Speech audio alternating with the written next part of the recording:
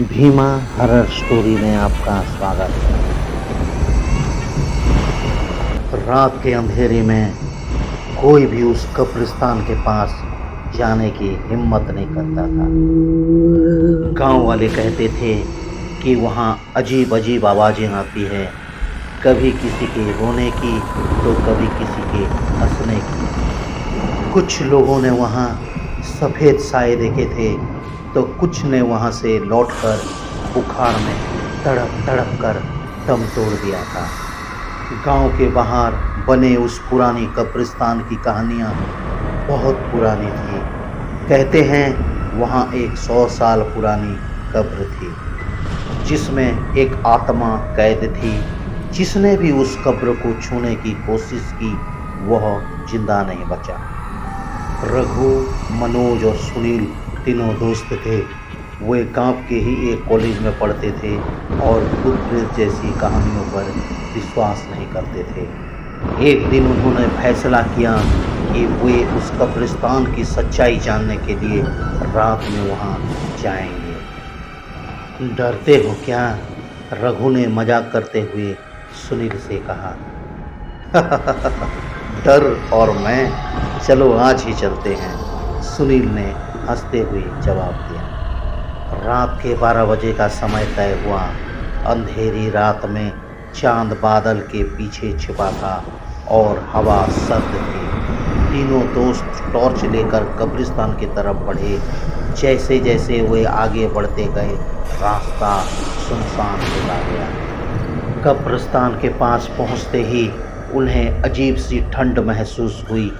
हवा अचानक रुक गई और सन्नाटा पसर गया।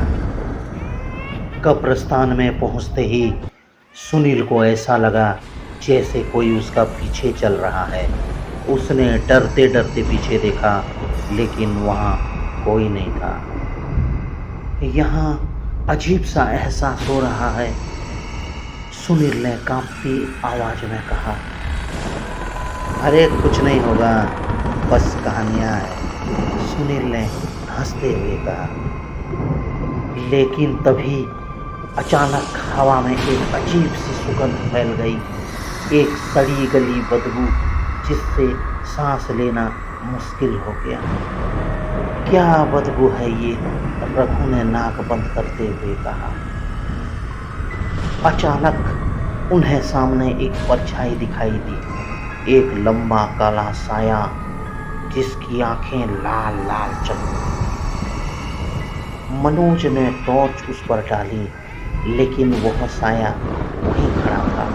धीरे धीरे वह उसके करीब आने लगा। तीनों की आंखें उस कब्र पर पड़ी जिस पर लिखा था, यहाँ सो रही है वो आत्मा जो चैन से नहीं रह सकती। रघु ने हिम्मत करके कब्र को छू लिया। तभी अचानक जोर की चीख गूंजी। चारों तरफ अंधेरा छा गया और हवा तेजी से चलने लगी। भागो, सुनील ने चिल्लाया, लेकिन उनके पैर जमीन में जम गए थे। एक ठंडी हवा उनके आसपास घूमने लगी। अचानक कब्र से एक सफेद साया निकला। उसकी आंखें गहरी काली थी और उसका चेहरा किसी कटी फटी लाश की तरह था। तुम्हें यहाँ नहीं आना चाहिए था, एक भयानक आवाज गूंजी। रघु के पैर कांपने लगे। मनोज और सुनील ने एक दूसरे का हाथ पकड़े। हम माफी चाहते हैं, रघु ने हकलाते हुए कहा। लेकिन वह साया जोर जोर से हंसने लगा। उसके हाथों से खून टपक रहा था। अचानक वह साया हवा में उड़ा और मनोज पर झपट पड़ा। मनोज जमीन पर गिर पड़ा और उसका शरीर अकड़ने लगा। बचाओ, मनोज ने चिल्लाते हुए कहा। रवि और सुनील ने मनोज को खींचकर उठाया और भागने लगे। भागते भागते वे कब्रिस्तान के बाहर पहुंच गए, लेकिन मनोज बेहोश हो चुका था।